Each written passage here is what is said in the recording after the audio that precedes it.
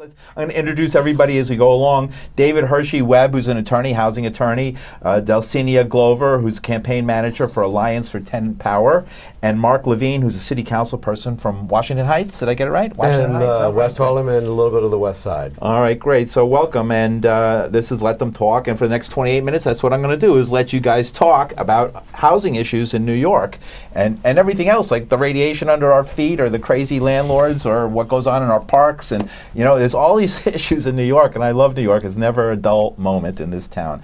Now, what are we going to do about the cost of living in this city? Is there any way that we can prevent and save this city for everyday working and middle-class people? Or are we just going to give up and move to New Jersey and give it to the billionaires and to Dean Skelos and all these people?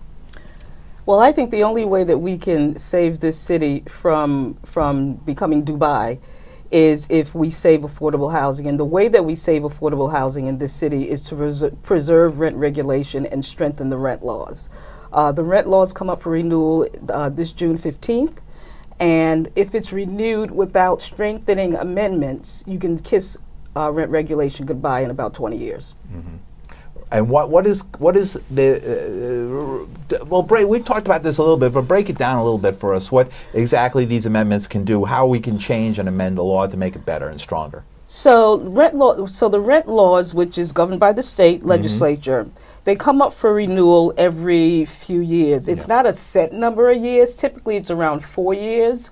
But when the laws come up for renewal, that's when you have the opportunity to either add strengthening amendments or add weakening amendments. Unfortunately, up until 4 years ago, whenever the laws came up for renewal since the 1970s, the real estate lobby would convince the legislature with, you know, their PAC money or whatever, to add weakening amendments, which is why we have deregulation, which is why we have 20% vacancy bonuses for landlord. When a tenant moves out of a rent stabilized or rent control apartment, they can give the apartment a 20% increase without having to do anything in the apartment. We have individual apartment improvement increases where a tenant moves out and they renovate the apartment and charge a percentage of that to the next tenant for the rent. So there are various loopholes that are used to get the rent up to what's called the threshold for deregulation, which is $2,500 a month when it comes out of rent regulation. And then they can so charge the most anything. the most important thing to happen this June is to repeal deregulation of regulated units, because as long as you can deregulate a unit, there are incentives for the landlord to get the rent up to $2,500 threshold so that the apartment can become market rate, and they can charge all kinds of crazy money. What I can see in my neighborhood, for example, I think the Lower East Side is a good example of this, and I hear it's happening in different parts of the neighborhood where the buildings are becoming like hotels. For wealthy, very nice people. Like, I have nothing against the people. Very nice people, very generous often. But, you know, wealthy attorneys from Texas who work for Exxon, who are doing 60 hours a day. You never even see them except once here and there. They know nothing about the neighborhood, no idea where they're living. They really don't even know where it is. And after 6 months, they're gone, and the rent's that much higher. And of course, somebody like that can afford a lot of money, you know. So, and then every other day to somebody like that in my building. And then, well, in my building, since it's a little rougher than the others and sort of harder to fix up, that becomes the one where they put all the crazy people right in. Except for you. Of all the ones, right, that's the one, of all the ones that they own, and the other ones are the ones where the rents keep going way, way, way high, 2,000, 3,000, 4,000. I talked to my friend, a lifelong New Yorker, a woman of color, struggling young woman working in media, and, you know, she comes to me crying. Her rent just got jumped $250, and the landlord, you know, told her that it wasn't going to be that, and then she gets it, and that's what it is, and she has no recourse. She has to pay it, and she has to beg. She has to beg, you know, that this is going way up higher than her salary increases are going. But Paul, you know, interestingly enough, I assume she was a market tenant. Yeah, Been rented. In East Harlem. In East Harlem. Yeah, but the interesting thing is, right now in the city, there are thousands, if not tens of thousands, of apartments that are being rented as so-called market apartments that are not market apartments. I mean, what I see in my office, we have a tenant-side landlord-tenant practice. We only represent tenants, Himmelstein McConnell, but what I see every day more and more in the last 2 or 3 years, in fact, as apartments have been illegally deregulated throughout the city, where the landlord, through a lot of different means, the landlord didn't do the improvements they claimed he did. The owner used there's a preferential scheme they can use to increase the rent, so you can't challenge it after a certain number of years. There's another, probably we estimated originally 80,000 apartments that were deregulated when the building was receiving something called a J51 tax abatement, which requires the owner to keep the apartments as regulated. Right. So that's one of the issues, that when you're a neighbor, and the word I'm trying to get out to people who are being called market tenants is you might not be a market tenant.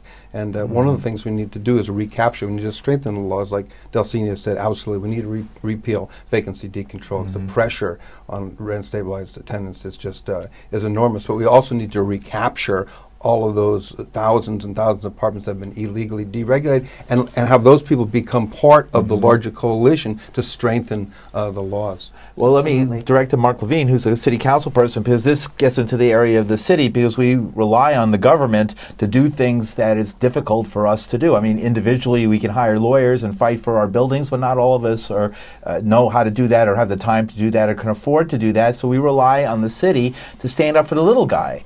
And it has not been doing that for the last 20 years, you know. It just hasn't been doing that. Well, you're so right. Defending yourself against the landlord is not easy. The city needs to do more to be more proactive in enforcement, and there's been some good legislative work on that to expand the program by which the city swoops in, makes repairs, and sticks the landlord with the bill. But I've been focused a lot on what happens when regular tenants get hauled into court by landlords. Delsenia talked about these giant loopholes of vacancy decontrol that have created these perverse incentives where even tenants who pay their rent on time every month, who are good neighbors, who are helping build a great community, can often be targets of eviction action by landlords simply because they know if they can get the unit vacant, they can get it out of regulation, take it market rate, and double or triple the rent. They're hauling tenants into housing court knowing that very few will have attorneys. In fact, only 10% of tenants in New York City's housing courts have attorneys. You can probably guess that over 90% of the landlords do. An incredibly unequal playing field. Right. And the results, predictably, have been a disaster for tenants. We had more than 25,000 evictions last year. Tens of thousands of more cases where during the eviction proceedings, the tenant just walked away. Maybe they took a paltry buyout. Maybe they were intimidated. But this is really a crisis that is swelling our homeless population. You know, we have over 60,000 people in the shelters every night. That's more than at any time since the Great Depression. And these are not mostly single men with substance abuse problems or mental health problems. These are mostly families. 2/3 of the people in our shelters are families. 25,000 a night are kids. And the single largest cause of their homelessness is eviction. These are people who are victims of economic circumstances. And if we could just get them an attorney to fight for them in housing court, as you well know, we change the game. Right. So legally, although in a criminal case everyone has a right to an attorney, we all know from television, although they don't always use it on television, which is amazing to me, in civil court, in housing court, no, not necessary, right? You can't require you to have a lawyer. None of the civil arenas. If you're an immigrant who's facing a deportation hearing, you don't have a right to an attorney. Again, if you're facing eviction in housing court, you don't have a right to an attorney. City Council has done a lot of work on this, on both fronts, actually, immigration as well. We're now all unaccompanied minors in New York City, and there's more than people realize. We are able to fund an attorney for them in New York City, thank goodness. But housing court is just massive, 150,000 cases a year. Yeah. And it's a huge, huge shortfall. Thankfully, we've got great legal aid providers. We've been able to fund them more and more. We doubled last year from $6 million to $13 million what we're giving to legal aid attorneys in housing court. I'm hoping we're going to more than double it again this year. But what we want is not incremental increases in the funding for housing court attorneys. We want a right to counsel declared. Budgets go up, budgets go down. We don't want tenants to have to depend on that. We want people to know if they get hauled into housing court, they'll have someone who's fighting for them. That's going to change this game. Landlords are going to stop taking people into housing court at the incredible rates they do today because they're going to know they're going to face an attorney. We hear cases where an attorney for a tenant shows up in court and the landlord just drops the case. Of course. Because they were gambling on no attorney on the other side. Exactly. This will save the city, by the way, so much money. You know, we're spending $40,000 a year on average to keep a family in a homeless shelter. Why not pay $2,000 or $3,000 up front, hire an attorney, keep the family in the home with all the benefits to their life and their social and emotional well-being, and save the city the money of spending it on homeless shelters? Now, I've seen a lot of reforms come and go. What do you guys think? Do you think that this is a winnable thing, or is this just going to be another attempt at a reform that never goes anywhere because New York City is so in the hands of landlords? Well, I don't think it's unwinnable, because if I thought it was unwinnable, I wouldn't do this work. What I do know is that we are a lot more optimistic this year than we were under the former mayor and the mayor before that one. Mm-hmm. We have a mayor who is very supportive of tenants and very supportive of regulated housing, Bill de Blasio. We have an Assembly Housing Chair, Keith Wright, who is very supportive of rent regulation, who wasn't there when the rent laws were renewed in 2011.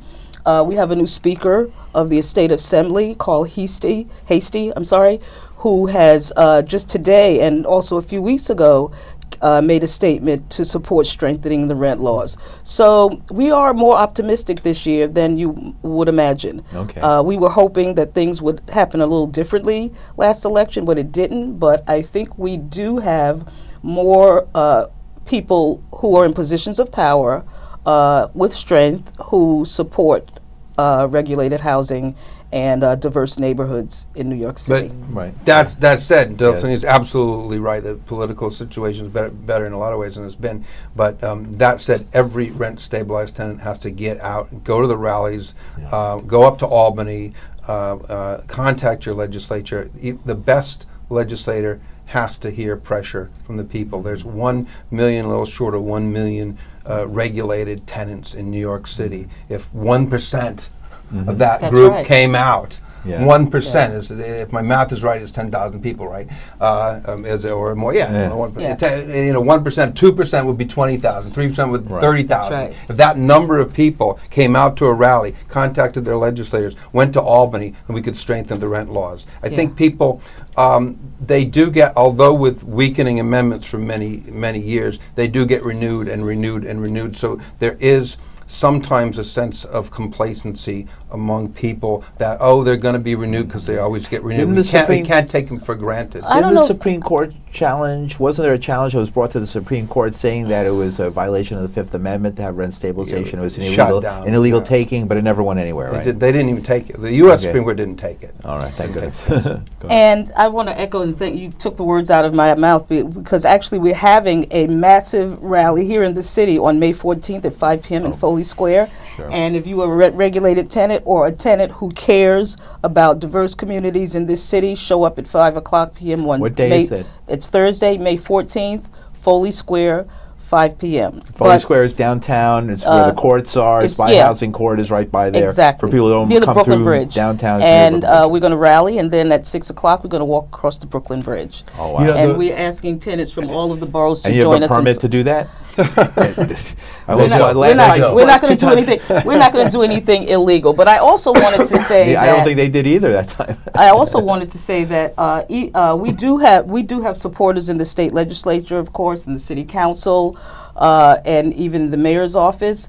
But one of the most important people in this equation is our governor, Governor Cuomo.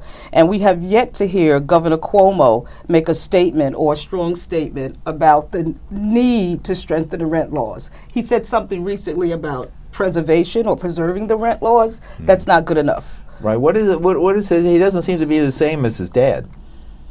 No, he's trying to be the anti-Mario, I think. He's just being another guy in a business suit, right? You know, the reality of Albany, the reality of Albany is that it's awash in money from landlords. That's right. We have probably the weakest campaign finance laws in America at the state level. Sure. And that's allowed landlords to dump millions into the campaign coffers, primarily of the Republicans in the state Senate.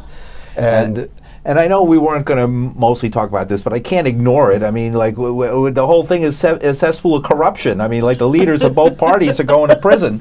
I mean, I can't ignore it. If this was Chicago, I wouldn't ignore it. It's like crazy. Everybody's saying, what's wrong with going on in New York? It's like the most corrupt. It's like we've gone beyond Illinois now. We're beating Illinois. What's going on in New York? We need campaign finance reform. It's a profound reform. disappointment. I think Delsenia is right. If we had anything like the robust publicly funded campaign finance program we have in the city, at the state level, it would change everything. Small donations are multiplied, so a regular donor has a big impact. People doing business with the city are prohibited from giving more than just a token amount. All sorts of protections which we don't have at the state level. Right. Almost no enforcement at the state level. You know the joke, how much money did Ronald Reagan collect or raise when he was running for president? And how much did he spend? Billions, I imagine. Zero. Zero, really. Public financing. Public financing in those days, right? That's That right. was during the private. Okay, That's right.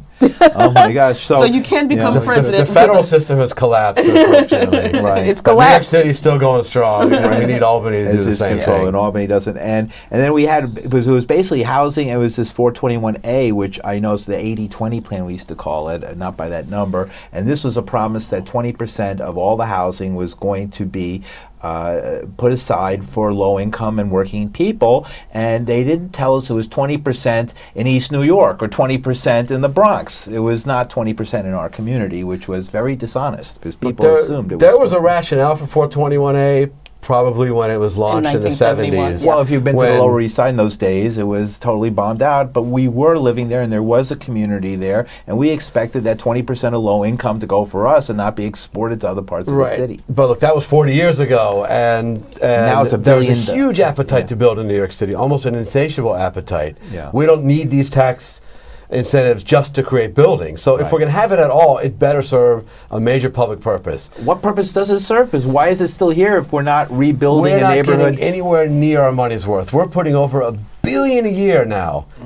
It essentially is money that's not coming into the city for a paltry number of units. And it's frankly a terrible deal for the taxpayer. And if it's going to be renewed, it must be dramatically improved so that we get true quantities of affordable housing at rates that New Yorkers can afford, also guarantees for workers as well, which are totally absent in the current law. Explain where we what s- it is. from- for people who yeah, don't but- know. Oh, yeah. Yeah. Could Good you point. explain it to us? Yes. What is 421A for folks who don't know? 80-20 plan. I grew up with the 80-20 plan and debating it and arguing about it in the Lower East Side, but most people might not know what it is. 421A is a tax incentive, a tax break for development. It's as simple as that.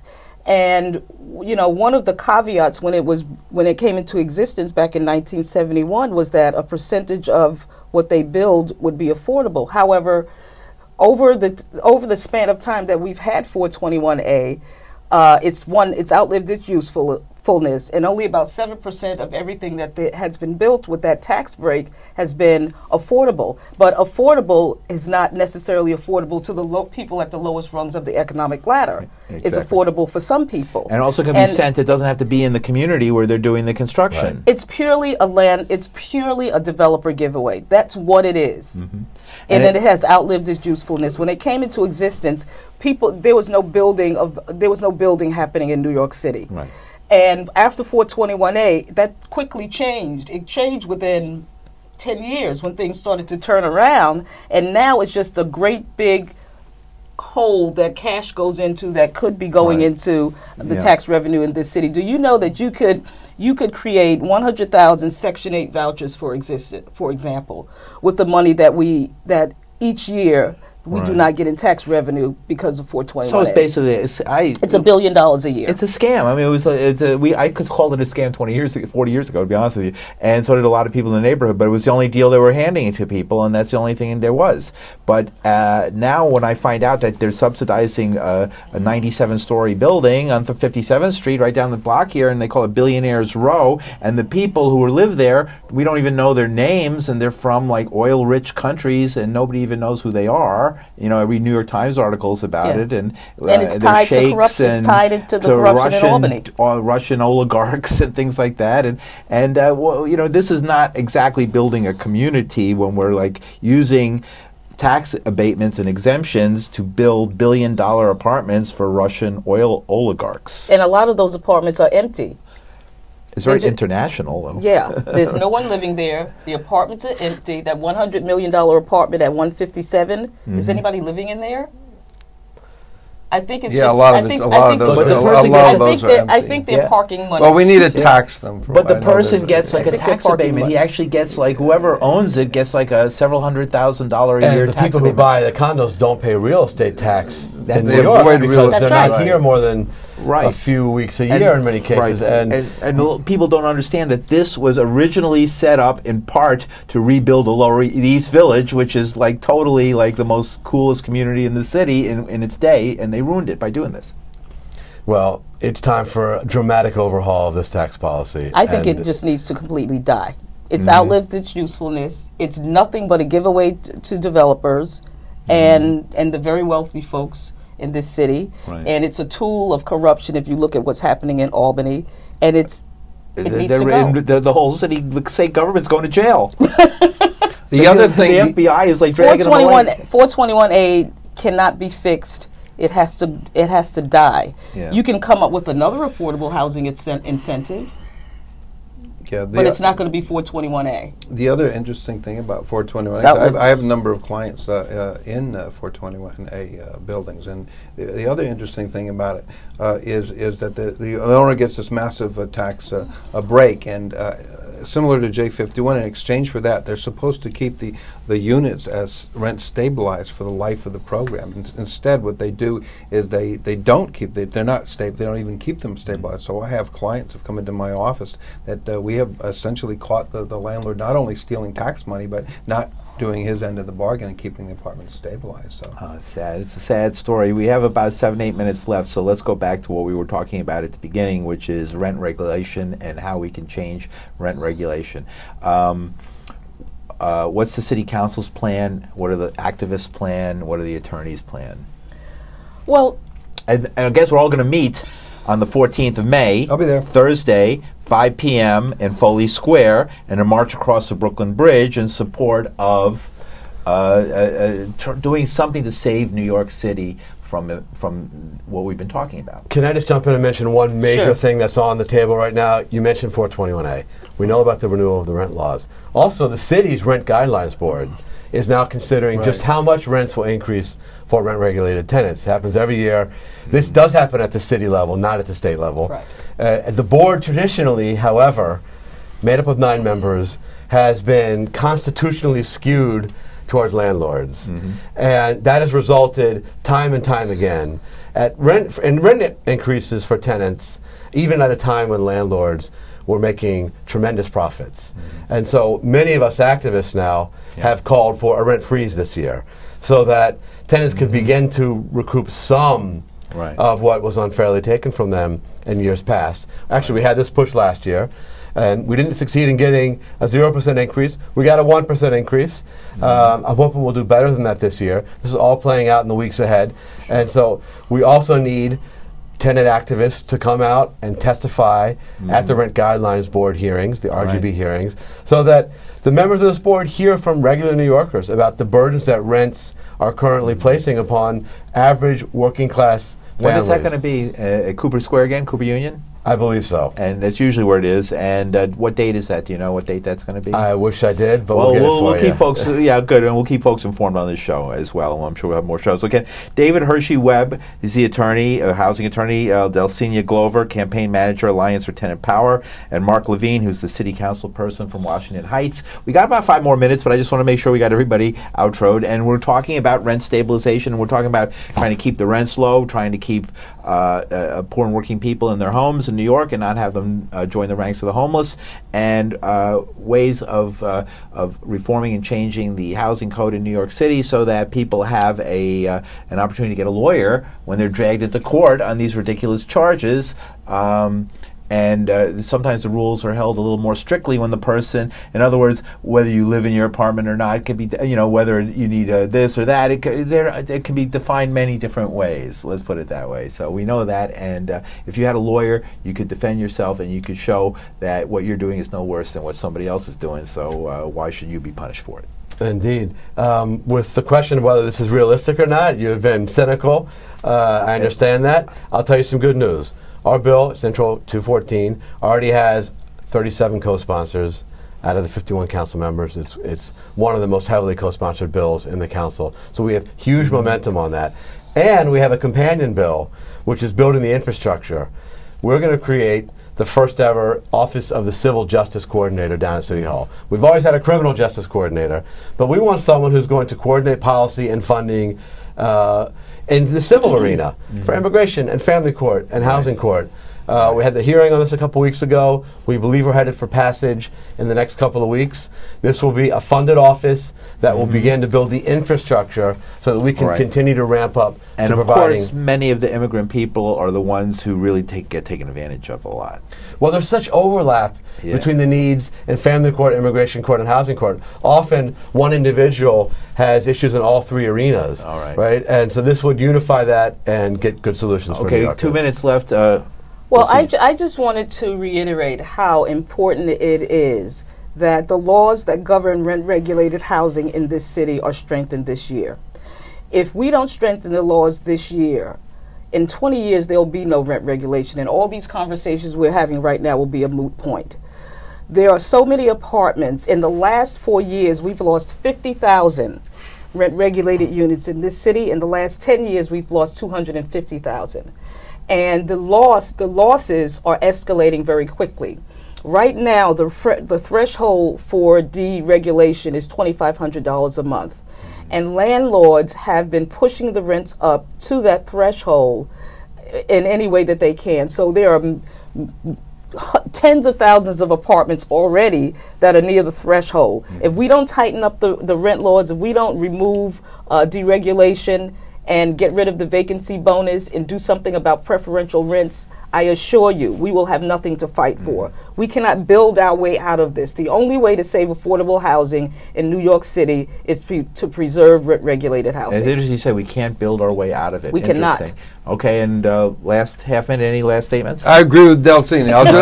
I'll just throw in that one of the rent increases we have to stop is a major capital improvement rent increases. That's also on Absolutely. the agenda. Where a landlord puts on a new roof or new facade, new windows, he can charge tenants an enormous amount of money. And I actually think it's time to end MCIs completely. They've Absolutely. actually outlived their usefulness. The original purpose was the rent roll was depressed. They needed this as an incentive. They no longer need any incentive to upkeep their building. We should do away with MCIs. Okay, What he good. said. All right. All right. And this has been Let Them Talk. I'm Paul Doriento. Come out May 14th to protest for these rental reforms and to try and save New York City and to keep New York City a place where people of the working class and poor people can feel at home and do the jobs that we need them to do, because they are the communities that are the backbone of the city. So thank you very much for coming on and talking Thank about you, it. Paul. Thank you. Real very pleasure. much. Thank you. Right.